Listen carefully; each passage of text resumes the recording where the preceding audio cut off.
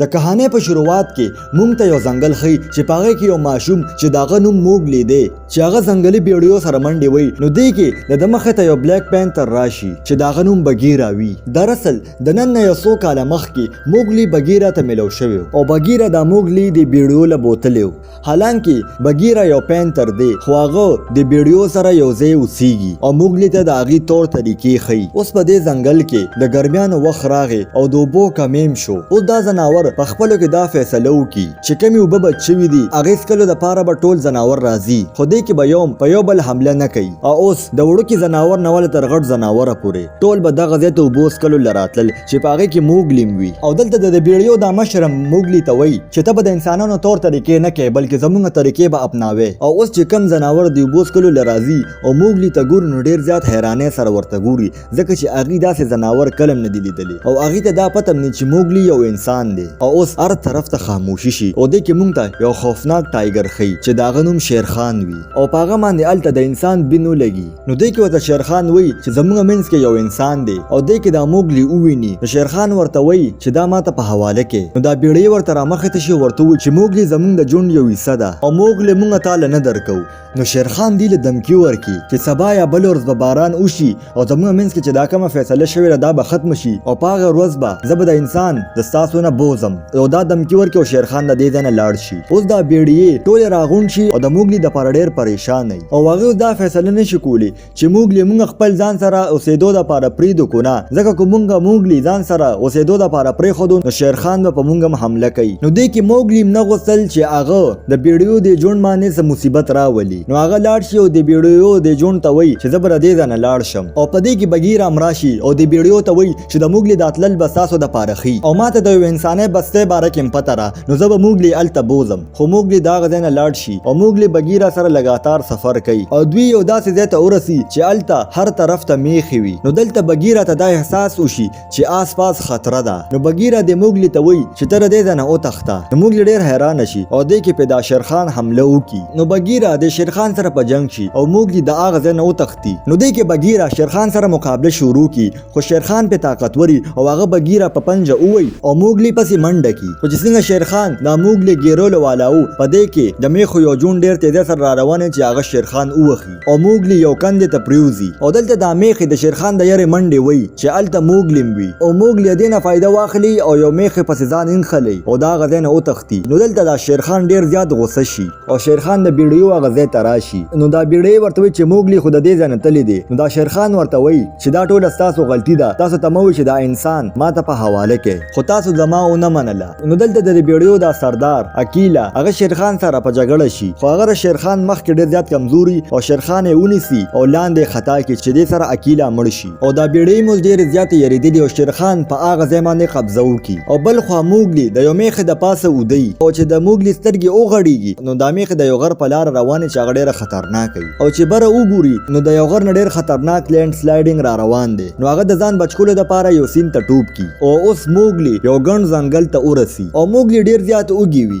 نو هغه د میوې خوړلو دپاره یو ونې ته وخیږي. نو هلته واړه واړه ځناوران راشي او د موګلی نه دا میوه وتښتوي. نو موګلی هم ورپسې منډه کړي خو هلته هغه نه لاره هیره شي او د هغه سیند هم ډېر لرې راغلي او هغه یو ونې ته ختلي چې دې کې یو ډېر غټ مار راشي چې د هغه نوم کا وي او کا د موګلی سترګو کې ګوري او موګلی هپنوټایز کړي چې هغې سره موګلی ته خپل تیر شوی وخت را یاد شي چې هغه ډېر زیات وړوکي او هغه ګوري چې په یو غار کې د هغه پلار د موګلی بچکولو دپاره شیرخان سره جنګ کړی او د هغه په لاس کې د اور مشال وي چې په هغې باندې په شیرخان باندې حمله کړې وه او اوس هم د هغه اور نشان د شیرخان په مخ باندې دی. او اوس چې په ورکوټوالي کې د موګلی پلار مړ شوی نو دې کې ورله بغیرا راشي او دا بغیرا دا موګلی د بیړیو له بوزي. اوس مونږ ته واپس هغه سین ښیي چې دا مار موګلی په خبرو کې پسه چل ګیری ځکه چې دا مار ډېر زیات وږي وي او دا مار غواړي چې زه دا موګلی وخورم. خو چې څنګه په دا مار حمله کوي او په هغه ځای کې دا بالو راشي په دې مار حمله وکړي او موګلی بچ کړي او د هغه ځای نه بوزي او دراصل موګلی بېهوشه شوی خو چې هغه څنګه هوش کې راشي نو د هغه مخې ته یو غټ بالو وي. نو اوس دا بالو د موګلی ته وایي چې ما ستا ژوند بچ کړو او د دې په بدله کې به ته ماله څه کار کوې او ورته وایي چې ته ماله د شاتو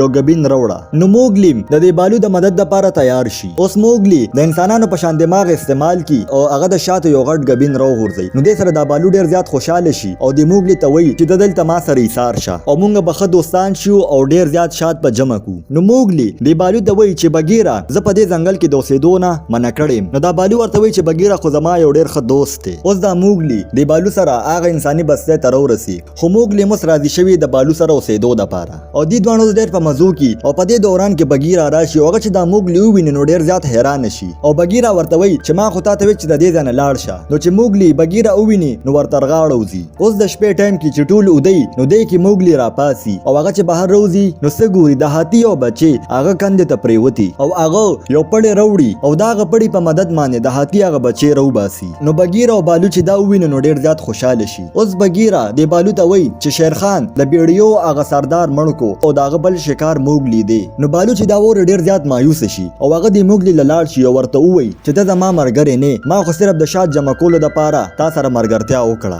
ځکه چې بالو تم دا پته وا چې د شیرخان نه موغلی نشم بچ کولی. نو موغلی چې دا خبره ووري نو ډیر زیات خفه شي او هغه لاړ شي او په یوونه کې کینی. اوس د دوران کې ډیر زیات بيزوګان راشي او هغه موغلی دا غزنو چت کی او ځان سره بوزي. خودی پسې بغیرا او بالوم شاته ورمنډي وای. نو دا بيزوګان موغلی یو خله تراولي چلته د دې بيزوګانو مشرم ناشتي چې الته بغیرا او بالوم راشي. نو دا بالو د بيزوګانو مشر په خبرو کې مصروفه کړي او د کې بغیرا موغلی ته اشاره کوي چې ردی ځنه او تخته. اوس چې موغلی او بغیرا د دې ځنه تختی نو د دوران کې یو بيزو دوی وویني. اوس د دې په منځ کې ډېره غټه جګړه شروع شي او چې کوم د دې بيزوګانو مشر دی هغه موغلی پسې ولګي او موغلی یو کندر ته ورسي چې الته ور پسې دا بيزوګانو مشر راشي. نو موغلی دې پسې چل ځان بچ کی او یو ونه ته ټوپ کی او د دې بيزوګانو مشر باندې هغه ټوله کې لره پریوزي او هغه د لاندې گیر شي. اوس ټول نمخ کې موغلی د انسانانو هغه بسته ته لاړ شي او هغه ته ګوري چې اور لګیدل دي چې داغه نه ټول زناوران یریږي او موغلی د هغه نه د اور یو مشال پټ کی او دا غزه نه وتختی. خو په دې دوران کې د دې مشال نه د اور چنګارې غورځيږي او په دې ځنګل کې د دې د وجه اور لګیدل شروع شي. اوس موغلی د خپل مرګرو لراشي چې الته بیړیم وي او الته شیرخان هم موجود وي او شیرخان موغلی ته وای چې تو ګورستا د وجه د دې جنگل څه حال شو او تم اخر کار د انسانانو په شانته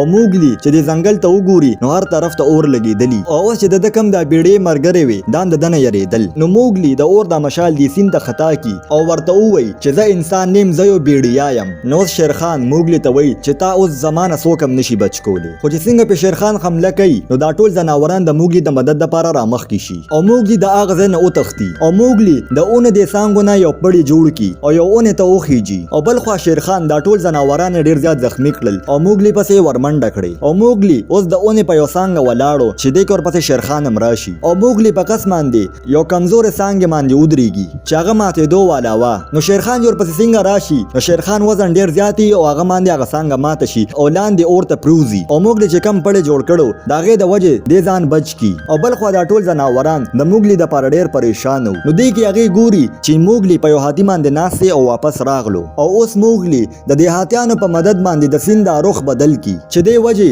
د دې سیند او بد ځنګل طرف ته لاړ شي او په دې ځنګل کې چې دا کم اور لګیدلی هغه د دې بو د وجه مړ شي او دې سره ټول ځنګل بچ شي او موغلی شیرخان مړ کو چې دې وجه ټول زناوران هم بچ کړل او د خپل پلار بدلیم واغشتا او دې سره دا کہانی ختم شي. کو تاسو دا کہانی خوښ شوي نو دا ویډیو در سره لایک کړئ او چینل در سره سبسکرایب کړئ.